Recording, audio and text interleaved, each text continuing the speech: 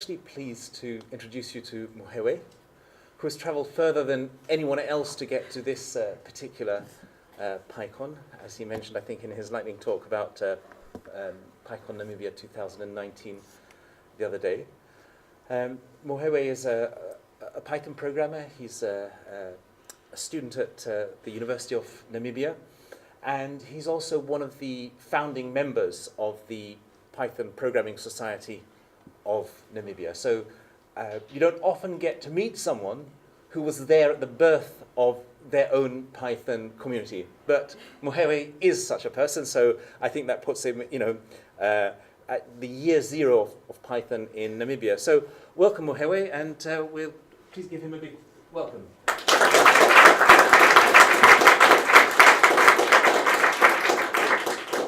Hi everyone, as I mentioned, I'm Ngazetungue Muheue. I'm a student in the University of Namibia, and I'm a founding and executive member of PyCON Society of Namibia, and I'm organizing committee of PYCON Namibia. Yeah, actually I'm from Namibia. You see where Namibia is, and I'm from Great Kunene, from Kunene region, the far northern part of our country, and I'm here to talk about Python in Namibia. What Python means in Namibia. And actually our people, they don't know anything about Python, but we force them to know Python. When you're talking about Python, they think it's a snake, and we have to convince them that Python is just a bite of code. Now I'm going to talk about my journey as a programmer. How did I become a Python programmer? I was raised in Great Kunene, far northern part of Namibia, and from the village called Omukuto. That's where I came from. If you look at there's no even electricity. Do you think there is even a computer there? Even internet? That's where I was raised. And now, what happened to me, I think one have question. I involved in car accident. I had a spinal cord injury, and it was a C2 thing. Before they know C2. And what happened to me is that after a car accident, I was in the hospital for 9 months without moving. And what happened to me, my mom was always helping me. She was always behind my back. Every time when if I want to eat, just like feeding me. I want water, just give me water. And later on, for me, it was something annoying. Every time I just asking my mom, how long are you going to help me with this? And what happened to me is that then one day I decided, Mom, no, let me try to do something, maybe to help me. I don't want you to be behind my back every day. I need to do something that will bring something into my life. Then I decided, no, if I can't move my arms, why can't let me just do computer science. Maybe I'll come with the applications or the system that will help me to move my arms. That was the reason behind all these things. What happened to me is that then my mom was always asking me these questions. What do you want to do? Mom, I want to go and study. If I say that I want to go and study, and it was difficult for her. My child, you are not going to school because of your disability. And it was really, in our society, sometimes some of these things is really, it's not really accepted, and also, you have to convince people to do something if you are living with a disability. And what I did is that I decided, no, I have no other choice. Let me try to lie to my mom. I told her that I'm going to see my doctor to the city. Then I traveled with donkey cart. That's my transport. I love that. That's fancy. I really love that. And if you see that deck, that's my computers. I think it's there. And I also use this doggy card. Like now, I teach people computer, basic computer, and also Pythons. And even when I'm traveling between from village to village, I use this. This is my transport. I went to the city. I registered at the University of Namibia. And I think after 2 to 3 months, I called my mom. Mom, I'm at the university now. I even have a student card. You have no choice now. I wrote my first test. I passed. I remember I sent my elder brother a screenshot. Show my mom that I even passed. I got 80%. For me, I really convinced my mom, and she called me back and said that, my child, I know now I'm happy. I know you can do it. Just do it. Yes. After all these things, I finished my course. One thing that you must know about me, I'm the first person to go to the university in my family. And I'm the first person to do computer science in our society. Let me say this. I'm the first person to learn Python. And I'm the first graduate of computer science in our constituency. I think when I'm talking about constituency, village, and I don't know how you guys use here, but for us, it's like kind of circuit or something like that, where different villages like divided into, I don't know how will I explain this. Yeah. You will never know what will happen tomorrow. If you're a programmer today, if you have a chance to teach other people, you have to use it. Maybe tomorrow you become, maybe a pilot, and you have to use it. I was once a farmer. Today I'm a Python programmer. I'm from the interesting Great Kunene. It's kind of desert. There are people, some people, they don't know anything about computer. They never touch a computer. And some people, they never even visited the hospital. They just use like those traditional medicines, like from tree. And my life changed in 1 second. Today I'm a programmer. Well, now we are talking about a PyNam Society. This is a society that I'm presenting today, and the PyNam Scholars. A PyNam Society, this is a programming society of Namibia, and it was formed 2015 after a Python conference, our first Python conference, and with the aim of introducing Python to our society, to our people, and also to foster our own government so that Python can be taught in school, in high school. And actually we can register like different people to become member of our society, like high school learners, people from the industry, and also students. And also we used to have different events or workshop twice, maybe after every 2 months. Usually like here what is happening as an executive, we used to sit together and we come up with maybe a topic that we want to go and talk about it in that event or the workshop. Then we select that, we organize the workshop. These are the executive. I know two of them, they are not here. And we added one lady from our PyNam Scholar. I think she's 17 or 18. She's part of our executive. And this is our PyNam Scholars. A PyNam Scholar is a subgroup of PyNam Society. With these people, what they do is that they teach Pythons to other high school learners. And this is, I think everyone here knows Jessica. This is Jessica. Jessica is our president, and she's the teacher of Windhoek Technical High School, and most of these kids, they are from that school.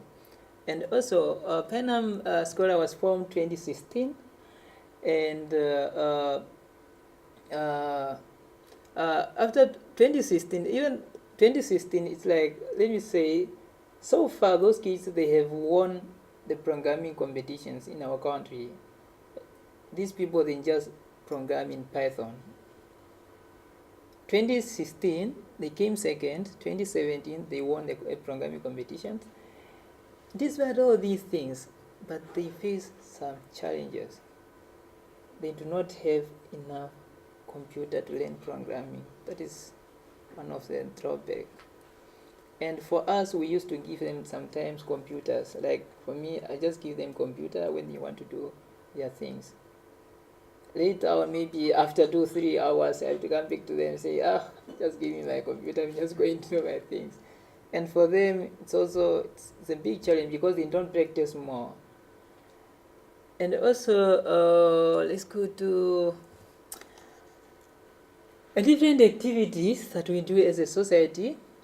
We used to have a school outreach program where we used to go to different schools, teach them Python, and also give them like tutorials, and also to introduce Python, trying to talk to their teachers, their principals, so that they can give us this learner whenever we have like a workshop or conference. We used to have a hack night. A hack night actually here, we select one topic, then we discuss about that topic. Even like if we have like a project to work on, we just work on. But we invite everyone from the society to come and join us, not only for the executive.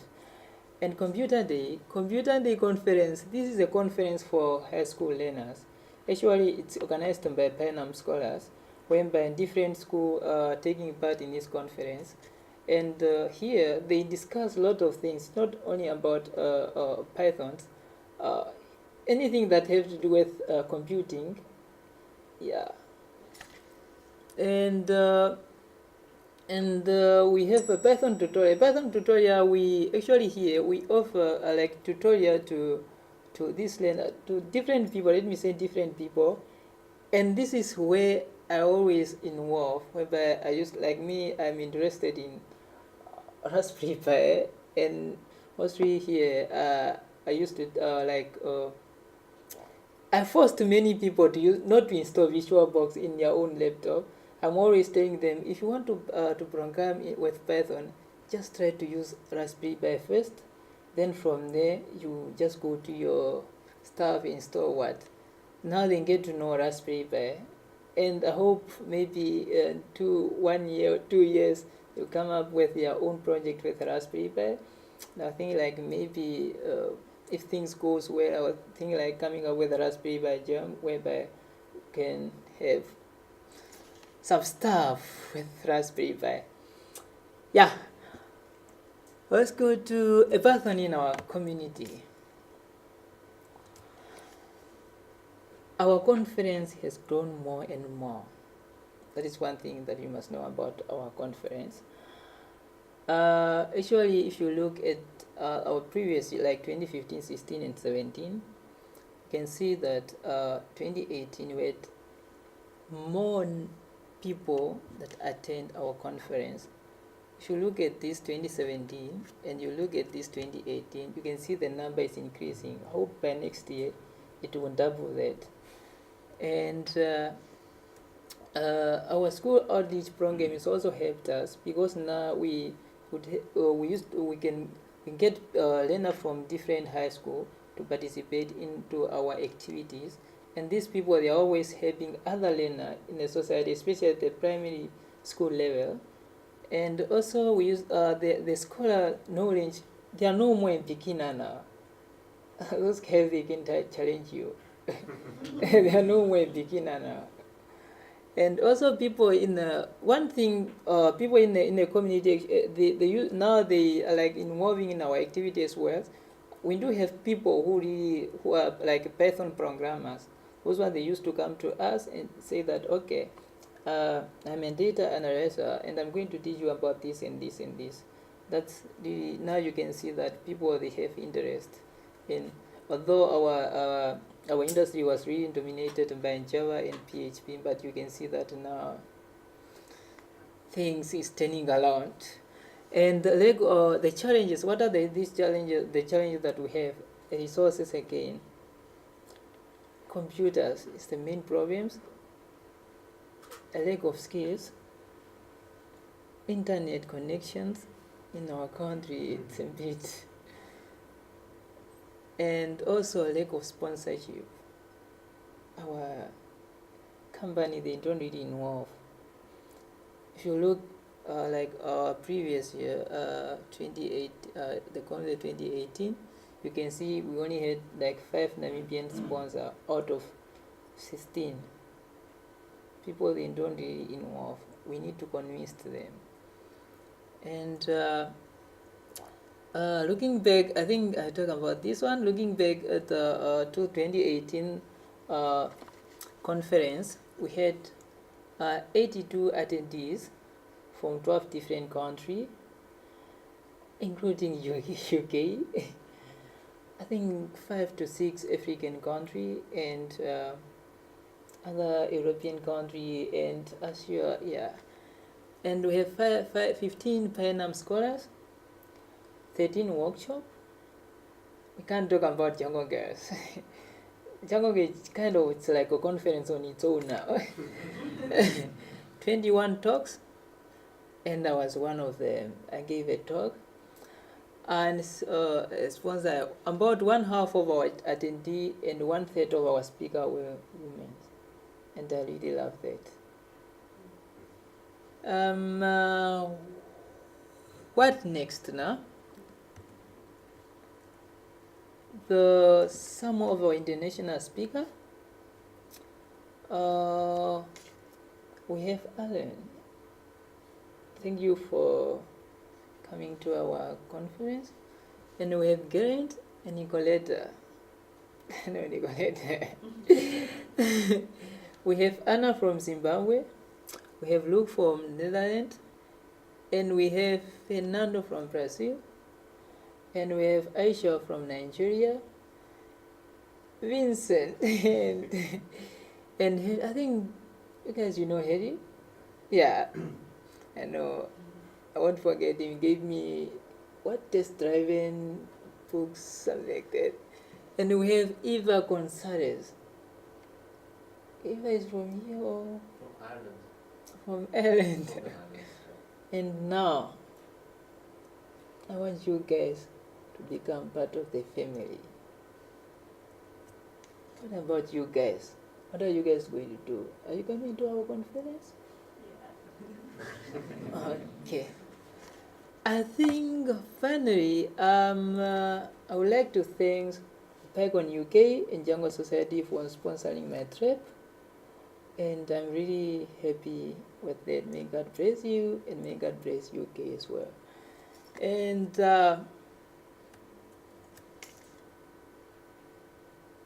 come to PYCON Namibia 2019.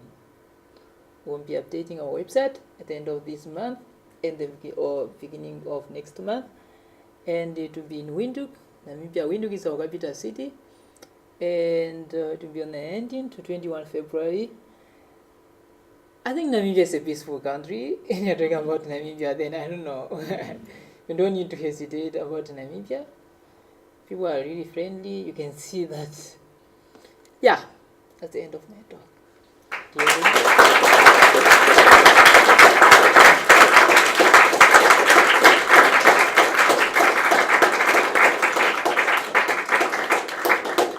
Thank you very much, Muheue. Yeah. I'm sure that people will have some questions for you. So does anyone have a question burning? Or the radio mic is behind you. There's a radio mic. Here we are. Okay. You unscrew it, switch on the inside. Nice. Unscrew to switch on the inside.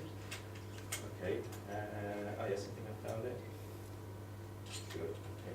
Or if you can hear me now. No. It won't work. I screwed it back together again. Check the switch on the bottom. And check the switch on. Now, is that working? No. Yeah. How about that? Oh, that's working. All right. Okay. Thank you very much, Muheue. That's an insight into a completely different kind of Python programming community. Do we have any questions from the audience? I think, Vincent, you've got your hands. So it sounds like you've done a fantastic job of creating a community, and there's lots of people kind of in education learning Python now. And you were also talking about a problem having sponsors because they don't understand really kind of why they should sponsor, I guess. Are you expecting or are you seeing companies starting to hire these students out of your community and then maybe hoping that that will develop an understanding of like why you're doing this, like you're feeding into the workforce this kind of community of keen Python developers? I think now they see what we are doing, because now it's like even when you are walking around the city, people, they just approach you telling you that you guys, you are doing great job, and hope maybe you come after finishing university, you come and work for us. And I think this is something fantastic. And Oh, great. yeah. Okay, thank you. Thank you for your talk, Meharry. Yeah. It's so great to have you here in Cardiff. Yeah. And you've had a long trip to come here, and likewise, people have made long trips to go to Windhoek. Yeah. What do you think is more helpful for the Namibian Python programming community? Is it more helpful to have people like yourself come here and visit and learn from here? Or is it more helpful to have people from elsewhere go to Namibia? For me, first thing, I feel like we have to force our own government to involve. That's the first thing.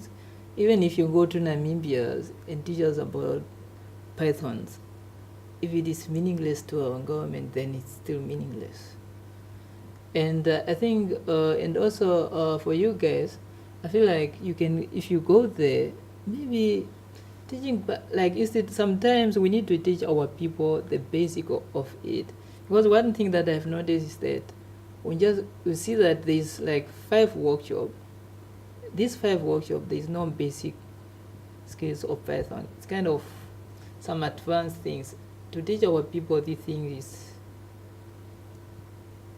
yeah, I don't know how will I answer your questions. It's yeah. a good answer. Thank you. Mm. Thank you. Does anyone else have a question for Muheue? Okay, Muheue, I'd like to ask you,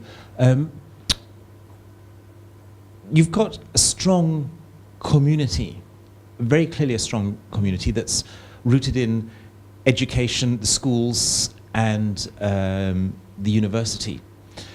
And how are you going to face the challenge of getting across from education into industry? Because you said that people were using PHP and Java even in education. Now, do you think that you can also challenge those attitudes in industry? Or is that going to be more difficult?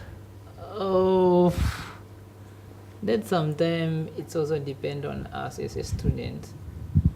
Because sometimes, let me say, if I know a final year and you're coming up with a project, if you design a project with Python, I think because people from the industry used to come to see our project, I think if you have a project that is designed within Python, or maybe you design an application, you'll be able to convince them.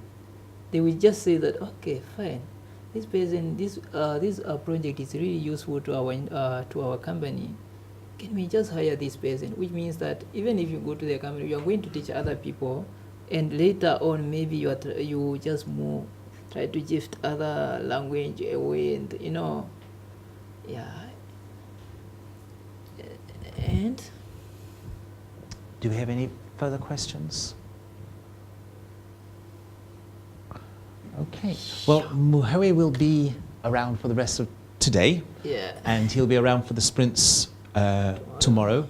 Muheue, perhaps you could say something a little bit about what you're hoping to talk to people about at the sprints, because I know you have a particular interest in Raspberry Pi and also physical computing, is that right? Yeah. So is there something that you're hoping people might be able to work with you on?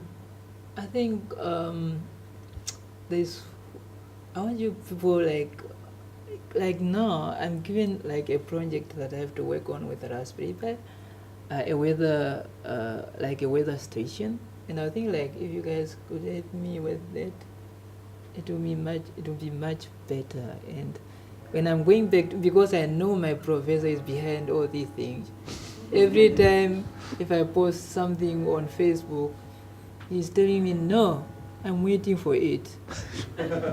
It's kind of, I'm under pressure. I'm just under pressure. Really, I don't want even to update anything on Facebook, Twitter because of that. And I think I would really appreciate that. I would really appreciate Okay. that. So, as Meharry has said, PyCon Namibia will be in February next year. I'm definitely planning to be there myself because I wouldn't miss it for anything. So if you'd like to join Muheue and me maybe at PyCon Namibia next year, then that would be wonderful. And that was a really wonderful talk. Thank you very much, Muheue. Okay.